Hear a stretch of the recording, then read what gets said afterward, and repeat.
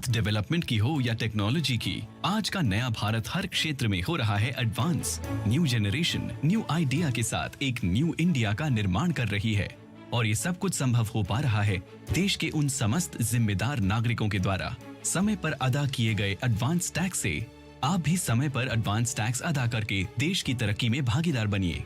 Advance tax जमा करने की आखिरी तारीख 15 जून 2023 है। किसी भी तरह की कंपनी, कॉर्पोरेट या वे व्यक्ति और संस्थाएं जिनकी कर देयता TDS, TCS कटने के बाद 10,000 या उससे अधिक है, वो 15 जून 2023 तक अपने एडवांस टैक्स की किश्त अदा करें। प्रत्येक आयकर दाता एक राष्ट्र निर्माता।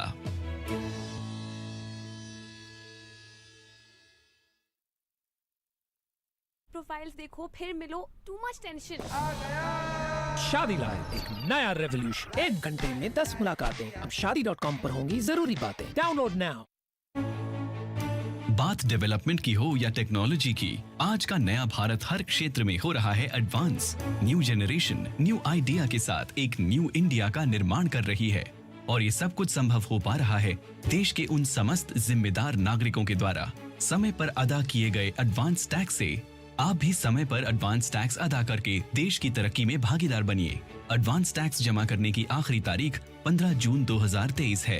किसी भी तरह की कंपनी, कॉर्पोरेट या वे व्यक्ति और संस्थाएं जिनकी कर देयता TDS, TCS कटने के बाद 10,000 या उससे अधिक है, वो 15 जून 2023 तक अपने एडवांस टैक्स की किश्त अदा करें। प्रत्येक आयकर दाता एक राष्ट्र निर्माता।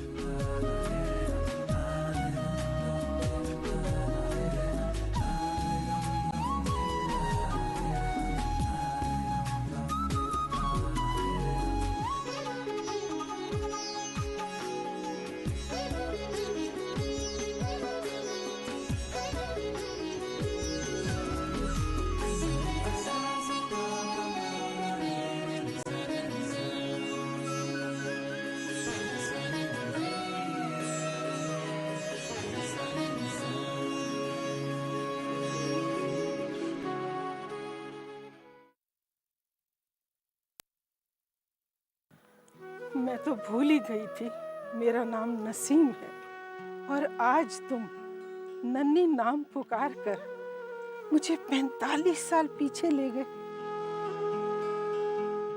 इस नाम से तो सिर्फ तुम ही बुलाते थे मुझे।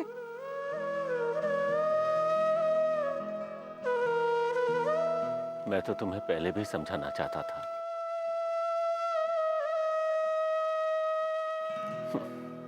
क्या फायदा, ना तो तुम कल समझी थी, ना आज समझना चाहती हो। क्या समझाना चाहते हो? सहन में झूलता ये दरख्त तुमसे कुछ कह रहा है। तुम आज भी इतने ज़हीन हो कि दरख्त की बात समझते हो? दिल की सुनो चाहत के साथ तो किसी की भी बात समझ पाओगे। कहो ना, ये दरख्त क्या कह रहा है? ये कह रहा है, तुमने मुझे इतने प्यार से लगाया, मगर प्यार के बदले नफरत और अदावत के पानी से सींचा। ये दरख्त कह रहा है कि तुम इतनी मजबूर और बेबस हो गई थी कि अपने बुजुर्गों की दुश्मनी के गुलाम बन गई। हाँ, गुलाम बन गई थी। आंखों पर नफरत का पर्दा, दिल में अदावत के कांटे और जहन में नफरत की दीवार खड़ी कर दी गई थी। मैं क्या करती? तुम जिंदगी के 45 साल पीछे चली जाओ और याद करो वो खूबसूरत दिन।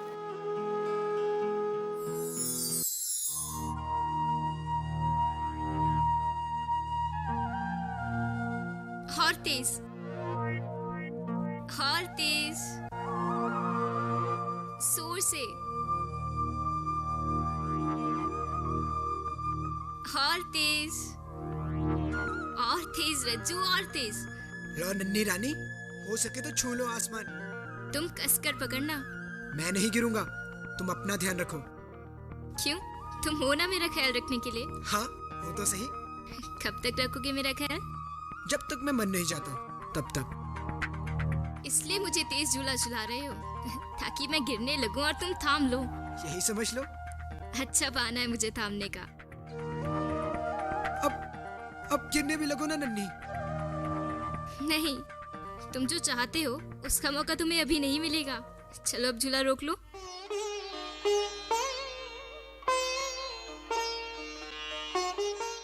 जब गिरने लगूं तब अपना इरादा पूरा कर लेना। अभी तो झूला रुक गया ना। चलो, कभी तो आएगा ऊंट पहाड़ के नीचे। तब तक इंतजार कर लो। अच्छा चलो, अपनी आंखें बंद कर लो। क्यों? तुम पक्का कोई शरारत करने के चक्कर में हो? नहीं ना नन्ही, मैं तुम्हारे लिए कुछ लाया हूँ। पहले बताओ क्या? मजे की चीज है। आंखें बंद करोगी तभी दूंगा, नहीं तो सोच लो। चलो ठीक है।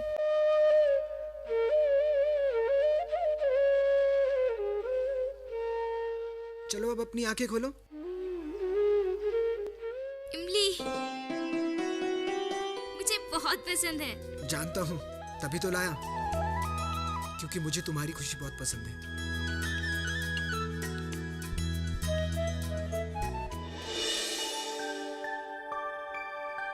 अस्सलाम वालेकुम मौलाना साहब। वालेकुम सलाम नासिर साहब।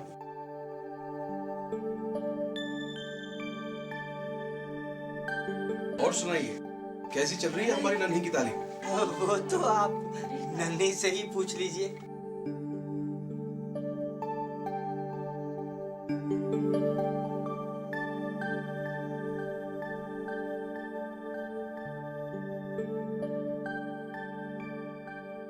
सुना है खारे कुएं वालों का लड़का बड़ा कमाल कर रहा है।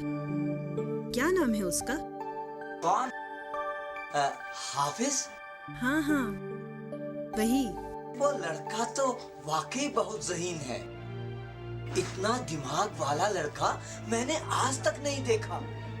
अरे मौलवी साहब, उसने ऐसे कौन से तीर मार लिए जो आप उसकी इतनी तारीफ कर रहे हैं? अरे नासिर साहब, मैं आपको क्या बताऊं?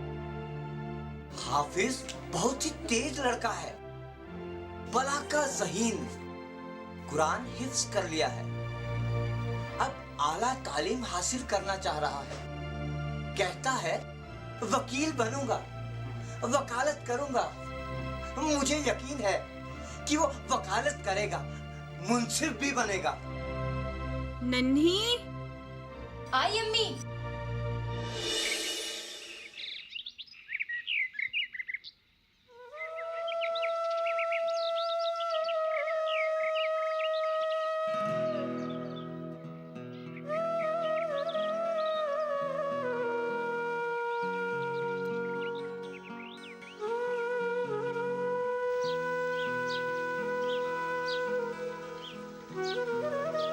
रज्जू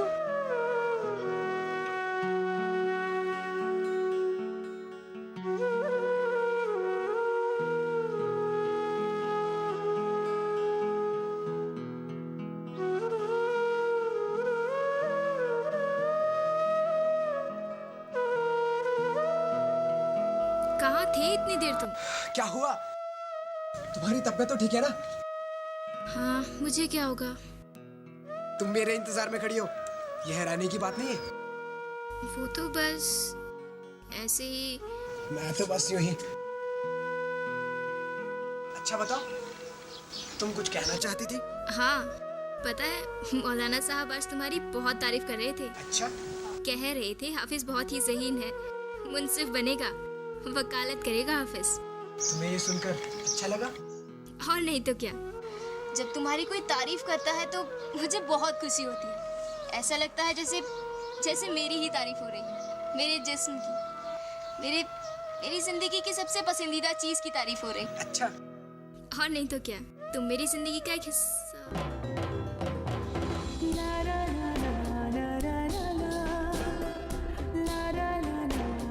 मेरे दिल में भी तुम्हारे लिए कुछ ऐसे ही जज्बात हैं नन्हे, लेकिन मैं जानता हूँ जब मौलाना साहब मेरी तारीफ कर रहे होंगे तो तुम्हारे अब्बू को बिल्कुल भी अच्छा नहीं लगा होगा। पता भी कैसे। मैं उनके दुश्मन का बेटा जो हूँ। काश रज्जू हमारे खानदान की ये दुश्मनी खत्म हो जाती। मुझे तो इसके आसार दूर दूर तक नजर नहीं आ रहे। हाँ, खत्म होना तो दूर की बात, दिन गुजरते अदावत बढ़ी ही जा रही है। कभी कभी तो ये सोचकर दिल में ठेस से उठती है नन्ही कि हम दोनों एक ऐसे रास्ते पर निकल आए हैं जिसकी कोई मंजिल ही नहीं। ऐसा मत कहो रज्जू, ऐसा मत कहो, मैं जी नहीं पाऊंगी।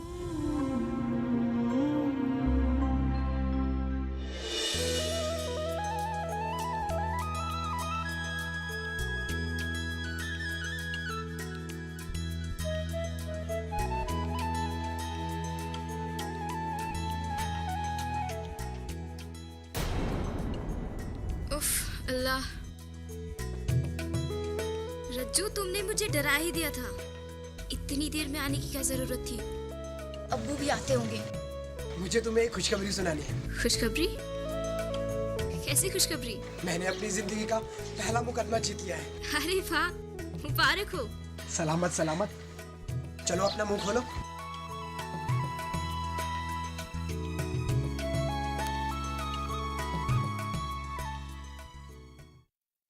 ये क्या नन्ही, तुम्हारी आंखों में आंसू क्यों? तुम्हारी खुशी पर चिल्ला तो नहीं सकती ना, खुशी के आंसू तो बहा ही सकती हूँ। मैंने खुदा से दुआ की है कि तुम्हें जिंदगी के हर कदम पर कामयाबी मिले। तभी तो मैं ये मुकदमा जीत पाया हूँ। तुम्हें पता है, मैंने जज साहब के सामने ऐसी बहस की कि उन्हें मेरे मुवक्किल के हक में फैसला सुनाना ही पड़ा। काश हम अपनी जिंदगी का मुकदमा भी इसी तरह जीत पाए। अपनी जीत के लिए तो मैं पूरी दुनिया से लड़ जाऊंगा, बस तुम हमेशा मेरे साथ रहना। नन्ही, आई अम्मी। रज्जू तुम जाओ, अबू आते ही होंगे।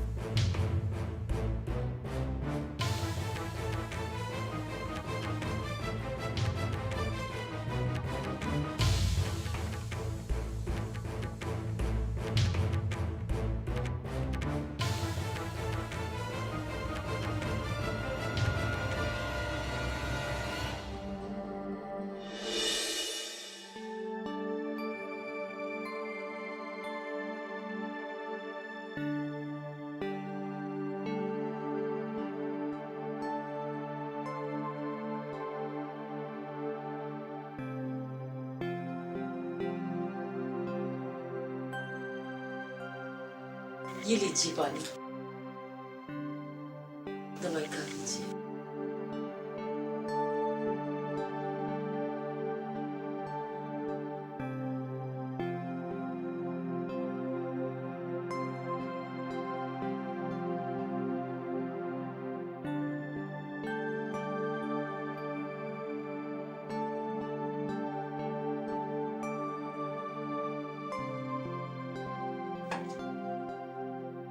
आपने सुनी शब्बों की करतूत? कौन शब्द? अरे खारे कुएं वालों की शब्बों। अच्छा अच्छा, क्या किया उसने? नाक कटवा दी उसने अपने खानदान की। मतलब? पास के किसी गांव के लड़के के साथ उसका चक्कर चल रहा है। अच्छा? अपने अब्बा से कह रही थी कि इसी से शादी करूंगी। क्या? उनके घर पे हंगामा हुआ है। सुना है उसके अब्बू ने उसे जान से मारने की कोशिश की। या अल्लाह, तौबा। ऐसी बेहया लड़की को तो गोली मार देनी चाहिए, नहीं तो शर्म से खुद महराज दिन को जहर खा के मर जाना चाहिए। खारे कुएं वालों का तो किरदार ही ऐसा है, बड़ी बड़ी बातें करते हैं, बड़ी तालीम याफ्ता बनते हैं, बस ऐसे कारनामे करते हैं कि इनके माँ बाप मुंह दिखाने के लायक नहीं रहते। इनकी तो बस बात ही मत किया करो मुझसे। अच्छा किया हमने अपनी बेटी को स्कूल तक की तालीम पढ़वाई। कॉलेज जाकर तो ये बच्चे बिगड़ जाते हैं। अच्छा, अब तुम्हारी समझ में आई कि हमने अपनी नन्ही को स्कूल तक की पढ़ाई क्यों करवाई, कॉलेज क्यों नहीं भेजा। अगर कल को हमारी बेटी इस तरह की कोई हरकत करे तो बखुदा मैं उसको सीधा जमीन में गाड़। हाँ या अल्लाह, तौबा।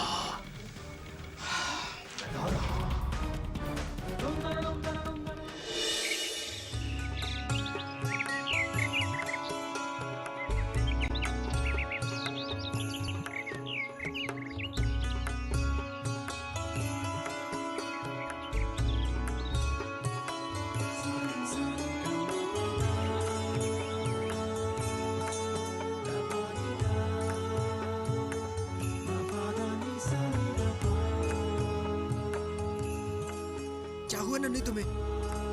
तुम बीमार हो क्या? नहीं तो। सचमुच बताओ नन्ही, क्या बात है? रज्जू, वो तुम्हारे घर पर कुछ हुआ है क्या? जैसे कि? मतलब तुम्हारी फूफी। ओह, अब समझा। वो बात ऐसी है नन्ही कि मेरी फूफी एक लड़के से प्यार करती थी, उनके ही कॉलेज में पढ़ता था। पहले इस बात को लेकर घर में काफी हंगामा हुआ, लेकिन घर वालों ने जब इस रिश्ते को समझा तो सब राजी हो गए। वो लड़का पास के ही गांव के जमींदार का बेटा है। रज्जू, तुम्हें क्या लगता है हमारी खानदानी दुश्मनी हमें एक होने देगी? तुम्हारी फूफी के रिश्ते को मंजूरी मिल भी गई, क्या हमारे रिश्ते को मंजूरी मिल जाएगी? तो मैं उन्हें समझाने की कोशिश करूंगा। और अगर वो फिर भी ना माने तो हम यहाँ से भाग जाएंगे। अब मैं कमाने लगा हूँ, तुम्हें किसी भी किस्म की कोई कमी नहीं होने दूंगा। नन्ही, आई अम्मी। रुचो, तुम जाओ, मुझे अम्मी बुला रही है।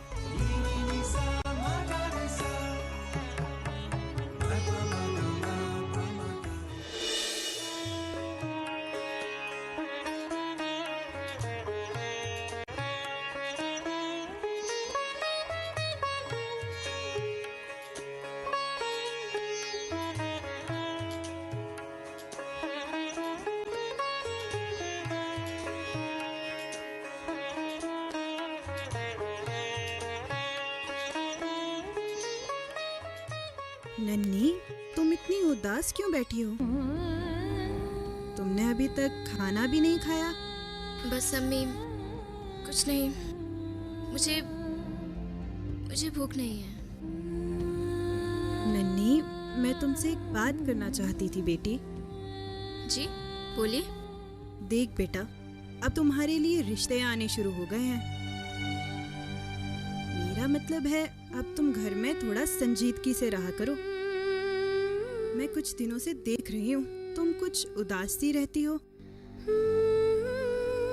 कपड़े ठीक से नहीं पहनती हो, कंघी चोटी नहीं करती हो। अगर ऐसे में तुम्हें कोई देखने आएगा तो क्या समझेगा? अम्मी, आपको मुझे घर से निकालने की इतनी जल्दी क्यों है? बेटा, जिंदगी का कोई भरोसा नहीं होता। हर माँ बाप चाहते हैं कि उनके हयात में उनके बच्चों का घर बस जाए। तुम्हारे अब्बू और मैं भी यही चाहते हैं। अब चलो उठो, मैंने तुम्हारे लिए बहुत अच्छी कढ़ी बनाई है, तुम्हें पसंद है ना? आप चलिए अम्मी, मैं अभी आती हूँ।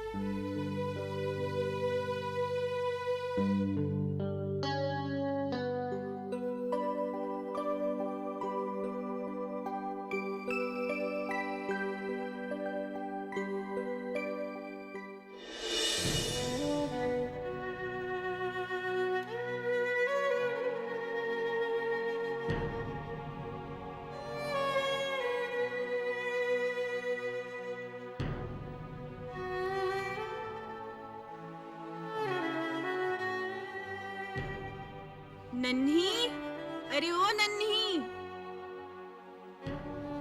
जी अम्मी, मैं यहाँ हूँ। नन्ही, तुम यहाँ बैठकर क्या कर रही हो? मैं और तुम्हारे अब्बू हीरापुर जा रहे हैं।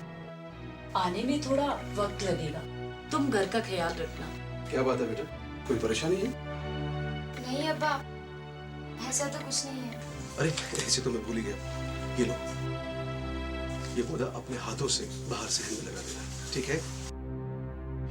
तुम्हारी शादी के बाद जब कभी भी हमें तुम्हारी याद आए तब हम इसे देख लिया करेंगे। अरे तुम तो अभी से रोने लग गई। अभी तो हम सिर्फ तुम्हारे लिए लड़का देखने जा रहे हो भाई, हाँ? और इतने आंसू अभी से बहाओगी तो उस दिन क्या करोगी जिस दिन तुम्हारी शादी होगी, और जिस दिन तुम हमें और इस घर को छोड़कर जाओ।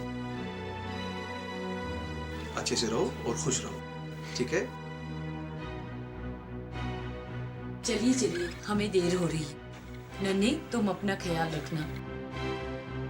ठीक है, चलते हैं।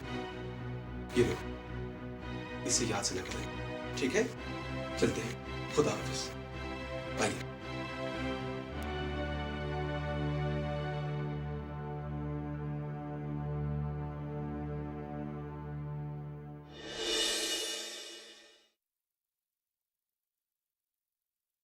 रज्जू तुम ये हाथ गड्ढा खोदने के लिए नहीं है। तुम जाओ यहाँ से। तुम मुझसे मुंह मत फेरो नन्ही। मेरी जिंदगी तुम्हारे दम से ही है। मैंने तुम्हारे अब्बू की सारी बातें सुन ली है और मैं जानता हूँ कि वो तुम्हारे लिए दूल्हा देखने गए हैं। सब कुछ जानते हुए भी तुम्हें लगता है हम अपने रिश्ते को निभा पाएंगे? हमारा रिश्ता कच्चे धागे से भी नाजुक है रज्जू। मैं सब कुछ तुम पर छोड़ रहा हूँ नन्ही। तुम चाहो तो अभी मैं यहाँ से निकल जाऊँ और कभी तुम्हारी जिंदगी में लौट कर नहीं आऊँ। रज्जू, हमारी खानदानी दुश्मनी हमें कभी एक दूसरे का नहीं होने देगी। और तुम्हारे घर वाले तो मुझे कबूल करेंगे नहीं। और क्या ये सब करके हम जिंदगी भर खुश रह सकेंगे? ठीक है नन्ही, मैं चला जाता हूँ तुम्हारी जिंदगी से दूर। और मैं भी नहीं चाहता कि हमारी मोहब्बत रुसवा हो। हमारी खुशियां हमारे बुजुर्गों की नाराजगी का सबब बने। हम अपने बुजुर्गों की लाशों पर अपनी खुशियों की महल तामीर नहीं कर सकते।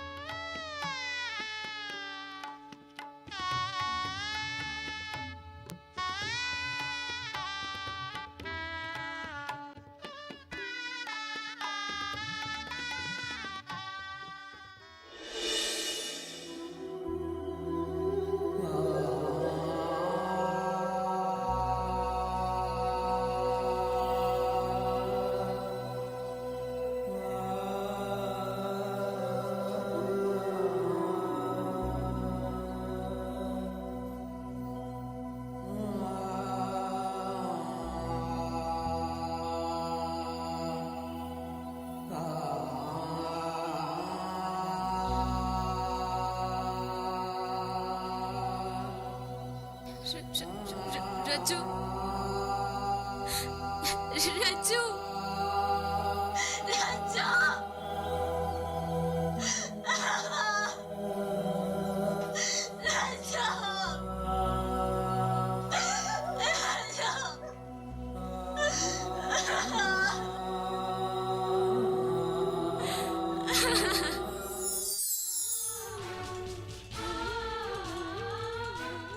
कुछ याद आया नन्ही? रज्जू, मुझे एक बार नन्ही कह के पुकार। मैं तुम्हारे साथ यादों के समंदर में खो जाना चाहती। नन्ही,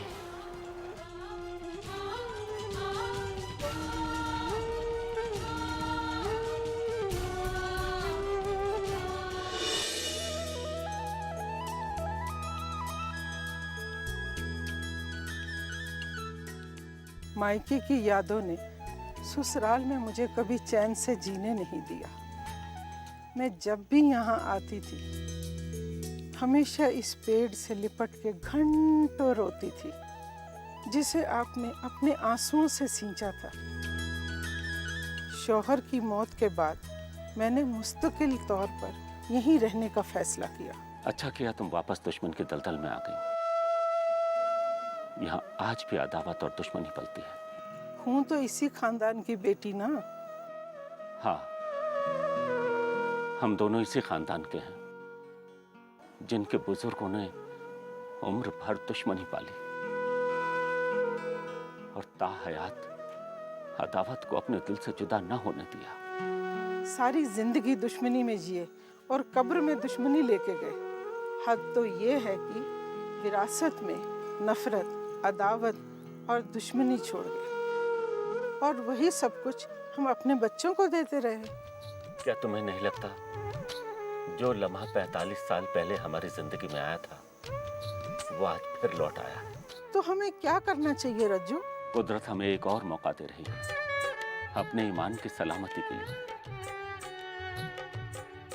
न जाने जिंदगी की आखिरी सांस कब रुक जाए और हम अपने बुजुर्गों से मिले अदावत, नफरत और दुश्मनी साथ लिए कब्र में दफन हो जाए। मतलब? अपने और इन बच्चों की ईमान की सलामती के लिए। मैं समझी नहीं। पता है, जब तुम मुझसे जुदा हुई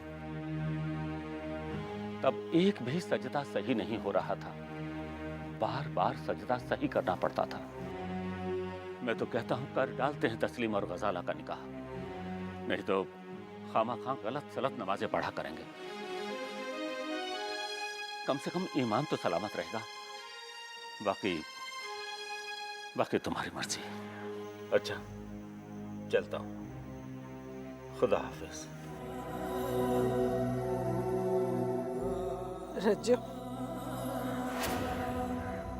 कहो नन्ही। जाओ, तस्लीम के बारात के इस्तकबाल की तैयारी करो।